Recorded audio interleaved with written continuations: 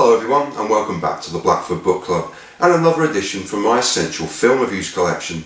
And this is another favourite film from 2022 entitled Sundown, directed by Michel Franco.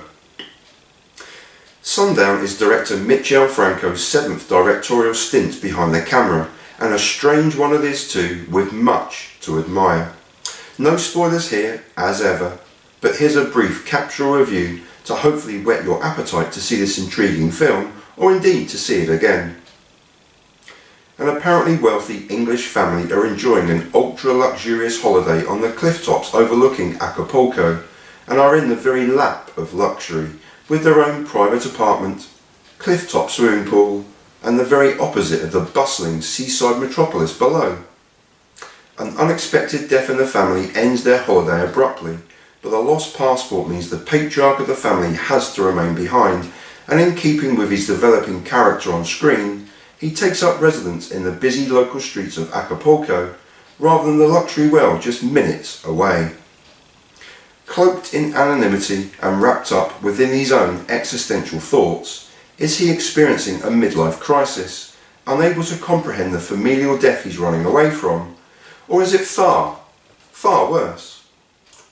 Ostensibly a five-hander, with Albertine Cotting Macmillan and Samuel Bottomley portraying the family's teenage children Alexa and Colin respectively, here are your two marquee stars.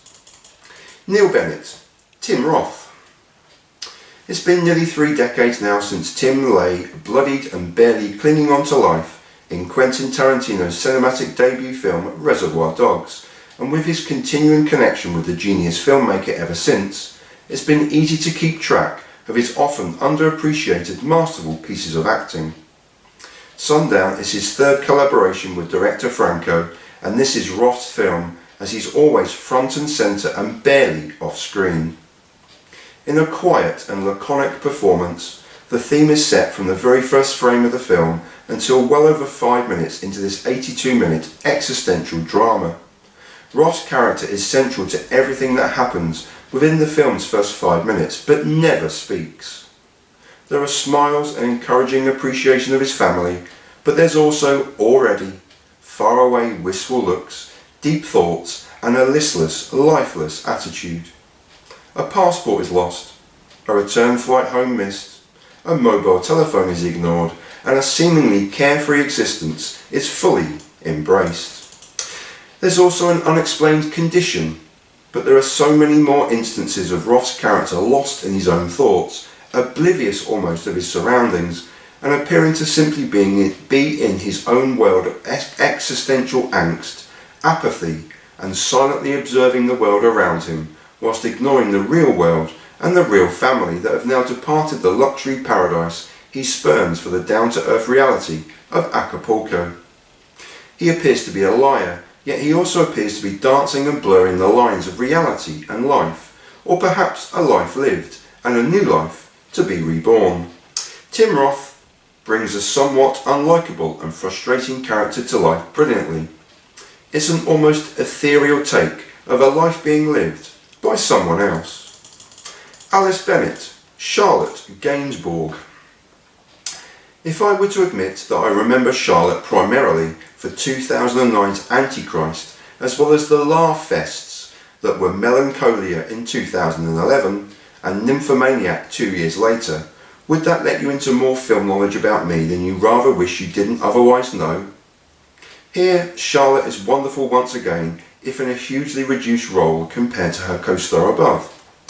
Whereby Roth's character of Neil is quiet and reserved away in his own world, Gainsbourg's character is glued to a mobile telephone Neil is happy to ignore. A seeming workaholic who's distracted from the unreal beauty that surrounds her, Alice is clearly unhappy even before the life-changing family telephone call, and seemingly riddled with seething anger and anxiety. Charlotte Gainsbourg brilliantly realises her distant character, but never more so in the brief and tender scene where she appreciates her brother for simply being on holiday with the family, with a gentle "thank you for coming." This film won't be what you're expecting after 20 minutes, or 45 minutes, and certainly not towards its denouement, and all credit to the actors noted above, as well as director Michel Franco. I immediately believe the family to be the traditional and stereotypical nuclear one of 2 children and a husband and wife, and the reveal that this isn't the case is perhaps a slight spoiler, but only used here to highlight that it surprised me, as well as brilliantly highlighting the already hugely apparent disconnect between the 2 adult roles. I wrongly assumed they were a separated or near divorced couple, and I've only highlighted this again as a huge plus point for a film that has many through lines, and one is very definitely disconnection, as well as everything not being quite as still and calm as the surface of an underlying turbulent life they would like you to believe. The film is an ode to life, perhaps death, and certainly the reality of an unknown paradise that still has to deal with random shootings on a beach and armed police patrolling a would-be beachside bliss. The rays of the sun are brilliantly used as segues between scenes, as well as a prism perhaps for existential thoughts and the sometimes unreality of life. I'd argue the director's use of so many camera angles whereby he captures one of the 2 main stars headless or slightly out of shot chimes with a fractured unreality too, but it's Tim Roth's showcase of a quiet descent into existential apathy that shines like a setting sun on a masterful, melancholic performance. It's a strange one, but Roth is masterful, if a little deliberately unlikable. And that was Sundown, from 2022, directed by Michel Franco. And I'll leave you in peace, and in solidarity.